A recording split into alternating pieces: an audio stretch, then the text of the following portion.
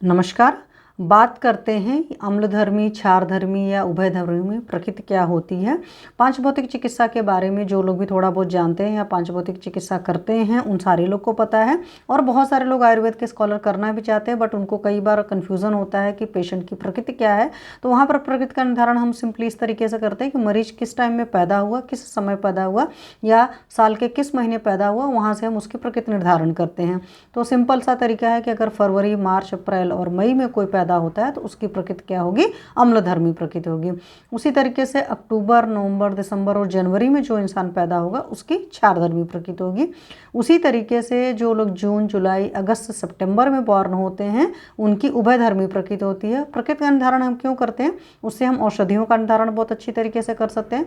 साथ में ये चीज़ होता है कि डिसीज़ की डायग्नोसिस बहुत अच्छी हो जाती है। तीसरी ये चीज़ें होती कि उसको कौन सी तरह की बीमारियां होती हैं वो हमको बहुत क्रिस्टल क्लियर आइडिया लग जाता है, तो उनके बारे में भी बात करेंगे। तो बात अगर किया जाए अम्लधर्मी प्रकृति वालों को, तो अम्लधर्मी प्रकृति वालों को अधिकतर कटु और लवण चीज़ें ज़्यादा अच्छी लगती हैं, मतलब कड़वी चीज़ें खाते हैं, नमकीन चीज़ें ज़्यादा खाते हैं। उनको मधुर और अम्ल जो चीज़ें होती हैं, जो मीठी चीज़ें होती हैं, जो खट्टी चीज़ें होती हैं, उनसे उनको द्वेष होता है, मतलब वो चीज़ें उनको नहीं पसंद होती हैं। और उनको जो बीमारियाँ होती हैं वो संतर्पणजन्य व्याधियाँ होती हैं और शीतजन्य विकार होते हैं। एक तरीके से आप समझ सकते हो कि कफ ऑफ ज़्यादा बढ़ता है, उस तरह की व्याधियाँ इन लोग को ज़्यादा होती है। या आप यहाँ से ये भी समझ सकते हो कि बैठे बैठे ऐसे लोग रहने वाले होंगे तो संतर्पणजन्य व्याधियाँ होंगी।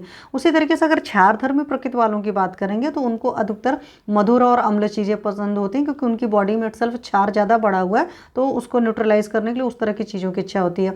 द्वेष की अगर बात करेंगे तो जो चीज़ें उनको नहीं पसंद आती उसमें उनको सॉल्टी चीज़ें, कड़वी चीज़ें कम पसंद आती हैं, तो ये चीज़ें होते हैं। अगर व्याधियों की बात करेंगे तो उन लोग को अपतर्पणजन्य व्याधियाँ, उष्णजन्य विकार इस तरह की होते हैं, क्योंकि उनके शरीर में क्षारीयता बहुत ज़्यादा होती है, उष्णता बहुत ज़्यादा होती है। तो यहाँ से हमको फ़ायदा मिलता है कि हम दीपन, पाचन, उल्लोमन में कौन सी औषधि मतलब चूज़ कर सकते हैं, ये बहुत ज़्यादा प्रॉफिट होता है। अब मान लो कोई क्षारधर्मी है, उसके अंदर अम्लधर्मी व्याधि हुई है, अम्लधर्मी इंसान के अंदर अम्लधर्मी व्याधि हुई है, तो इस तरीके से औषधि का निर्धारण और व्याधि का निर्धारण और साथ में उसके डिफरेंशियल डायग्नोसिस करना बहुत आसान हो जाता है। तो ये चीज़ें करिएगा और अपना एक्सपीरियंस मेरे साथ शेयर करिएगा।